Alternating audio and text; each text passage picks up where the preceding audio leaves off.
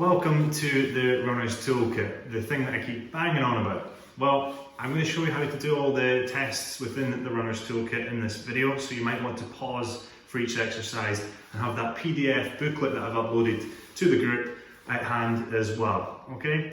So the first thing that we're going to look at is the single leg squat. So here I am in the hallway of the clinic to show you the single leg squats. I'm not going to show you how to teleport yet, that will be coming at the end of the program. But yeah, I'm going to show you how to do the single leg squats. It's important that you take your shoes off for this. And I'm going to show you right now my left side and then my right side. And you'll notice that my right side has a lot more of what we call a valgus knee. So the knee drops in the way a lot more and there's a lot less stability on that right leg in general. Okay, so I'm going to show you the left side first of all. So I'm going to step just slightly in front of the wall, make sure there's enough space around you. Left side first of all. So I'm going to lift my right foot slightly off the ground in this case. And I'm going to dip down and do 2 dips of a single leg squat on the left side. I'm going to do the right side now and you'll see the difference here, already off balance. And the knee wants to drop in the way. I actually need to reposition myself. And much the same on the second one. Now, I have a history of an ACL injury on my right side, and a lot of my issues are on my right side, so you can see what I need to improve throughout the program. But that is the single leg squat for the ankle, knee and hip. So for the single leg stands, it's very similar to the single leg squat. We're just going to stand on the left leg for around 10 seconds and then the right leg for around 10 seconds as well. And what we're doing on this one is just lifting the leg up behind like this.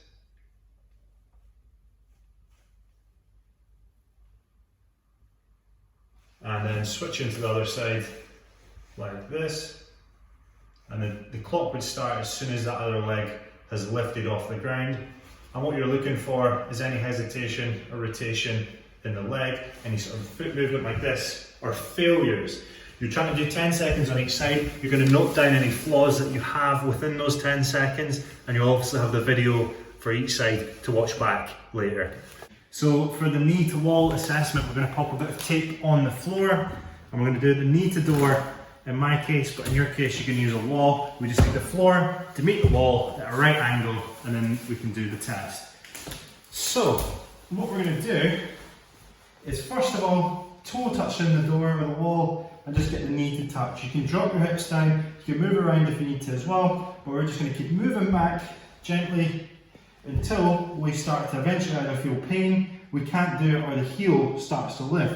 So for me, I'm starting to get a bit of tightness at the front, and for me that's probably my limit there. But shuffle forward, just getting it with the heel lifting, so I need to go a bit forward again, and that's me getting it now. So what I'm going to do is make a little line.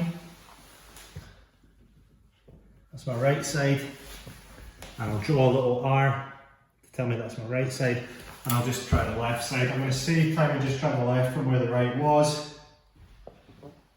The other way around, sorry.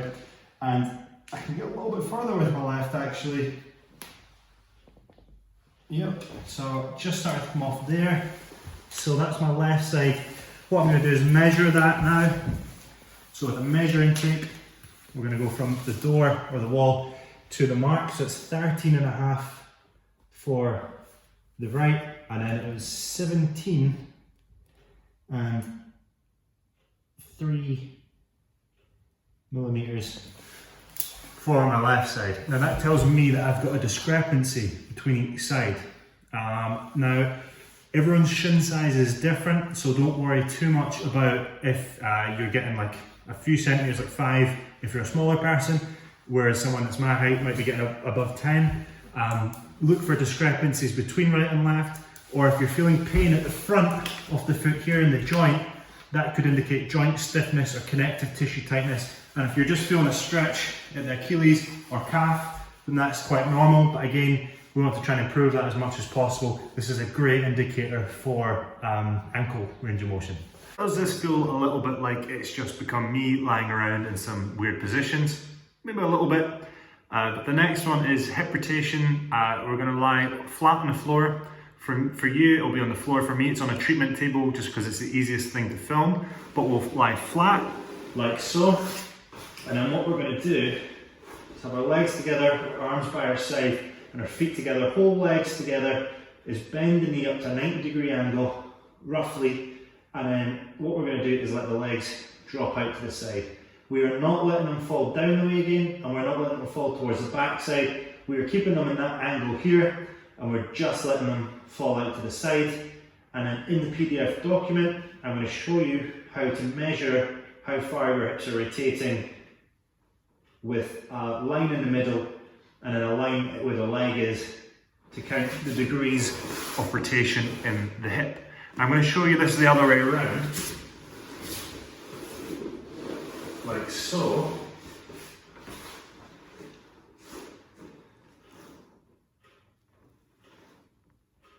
And again, this tells us how well our hip is internally rotating. So although our legs go out the way, our hip joint is turning in the way, and these are the muscles in here which would be tight and restrictive of that movement. Hey guys, so the next exercise or test is very simple. We're going to lie flat on the floor. In my case, I'm using the treatment table. And what we're going to do is keeping the knee nice and straight, one leg at a time. We're going to lift the leg up like so until we feel it's tight or the knee wants to bend. And then that will be our degrees of range of motion. And we want to ideally be getting up to 90 degrees like so. But you can see with my left side and my right side, my hamstrings are too tight and I can't quite do that. You're going to take a still or a measurement of that on your phone. But what I'm going to show you just now is if I posteriorly tilt my pelvis, so squeeze in my core at the front and squeeze my glutes here on my bum. I'm going to try it again with a better positioned pelvis.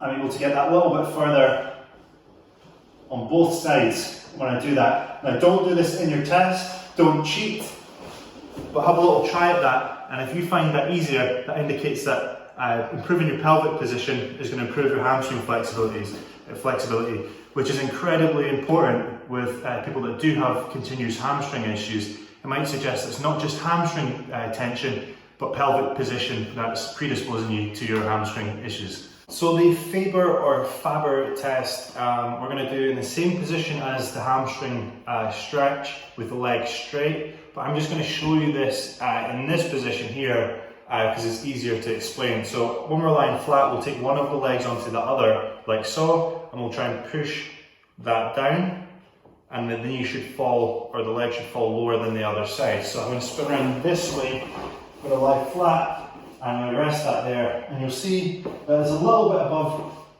the other leg. So what we can do is sit up and apply our own pressure, and it can drop lower on my right side, so that's not too bad. That suggests that my right side is fairly flexible, but as you'll see on my left side, it sits way higher. All this is far too tight, and if I push it down,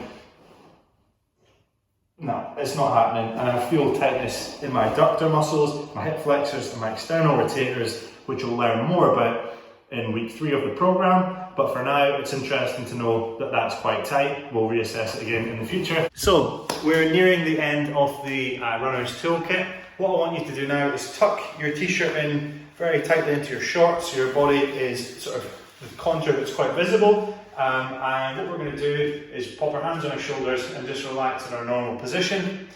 What you might find is you're a bit more anteriorly tilted or more posteriorly tilted. Now, what you might also want to do to let you figure this out is feel for that bony tip right in front, on the front of the pelvis there, and pop your hand there, and the same on the back here. These landmarks will be shown to you in the PDF document, but you're going to do this and relax in your normal position. And a nice way to figure out how to posteriorly tilt your pelvis is to bring those back and try and bring this point higher and that point lower, like so. If you're anteriorly tilted, like so, and you've got a kind of sticky out butt, your back will be tight, your hip flexors down here will be tight, your glutes are likely to be weaker, and your core is likely to be weaker. So if the core and glutes were stronger, we get that posterior tilt whilst the hip flexors and glutes, hip flexors and back relax. So here we are on the last exercise of the program for the mid-back, also known as the thoracic spine. What we're going to look at is how well our thoracic spine rotates, which is obviously very important for running. You might not really think about it, but we do need to rotate. If our mid-back stayed totally stiff and just our shoulders move, we'd have very sore shoulders and we'd have a very sore lower back as well. How are we doing it? We're bringing our hands out in front like this. We're going to squeeze our shoulder blades together at the back, and then we're going to keep the shoulder blades squeezed together. Do not let them come apart. We're going to rotate as far around to the right side as we can, and then as far around to the left side as we can, like so. I got about 45 degrees on each. You really want to be getting around to about 90 degrees for good rotation, or as close to there as possible. But you'll see, because I'm keeping my scapula squeezed together, I'm only getting about, that's maybe not even 45 degrees there. I'm going to show you what it looks like around this way. Hands out in front, and then squeezing those shoulder blades back, and rotating as far around to the right as I can. Be very honest with this little pointer, how far you're getting, because what you can do, if you cheat, is the shoulder starts to move and we're getting further around. But if I keep my scapula squeezed, that isolates this mid-back rotation and it doesn't let the rest of my back move. And you need to be seated for this, because if you stand, you could rotate all the way around because you're using the whole back. So seated, scapula squeezed together, shoulders squeezed together at the back, and rotating as far around each side as we can.